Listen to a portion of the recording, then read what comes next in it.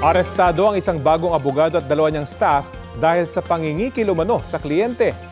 Balita natin ni Jonathan Andal.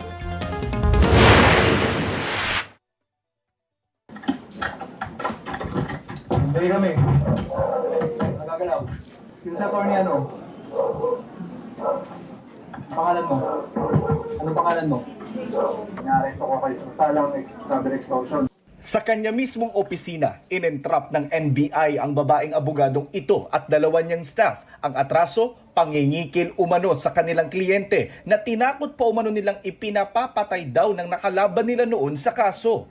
Kita pa sa mesa ang 300,000 pisong hinihingi umano nito sa kanyang magkapatid na kliyente. We were so scared and hindi po namin alam yung gagawin. Sinabi po namin sa kanila if kung pa pwede kaming tumawag ng pulis. Ang sabi po daw nila is hindi pa pwede kasi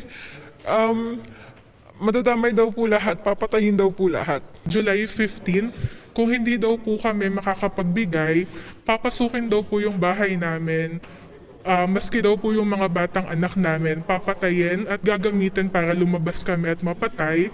Sabi ng NBI, kapapasa lang sa bar exam ngayong taon ng inaresto nilang abogado. Kinuha siyang abogado para ireklamo for deportation yung Chinese na may atraso dito sa kanyang kliyente.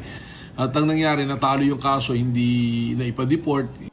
Kwento ng magkapatid na nagrereklamo, matapos matalo ang kanilang kaso, sinabihan daw sila ng kanilang abogado na may kinontratang sindikato ang Chinese national na kinasuhan nila noon. 600,000 pesos daw ang ibinayad para mapatay sila. Pero hindi raw ito itutuloy kung tatapatan daw nila ang bayad ng kalaban.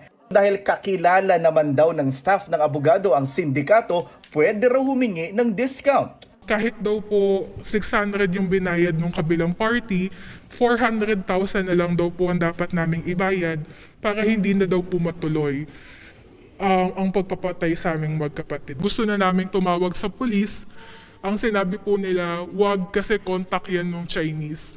So lahat yan contact yan ng Chinese. So na-feel po namin na wala talaga kaming kakampi kundi sila.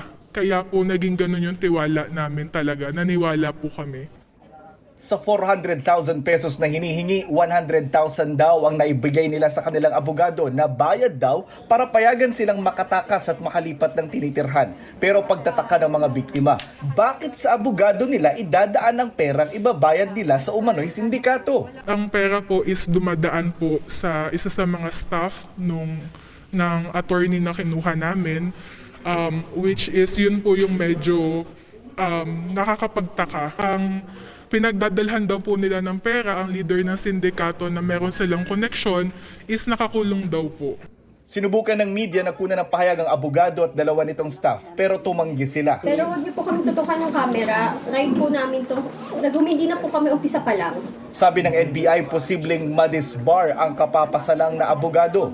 Robbery, extortion, pwede rito, grave threat, pag-aaralan natin, pero tinitingnan ko na pwede rin itong pumasok sa estafa by other means. Jonathan Andal, nagbabalita para sa GMA News.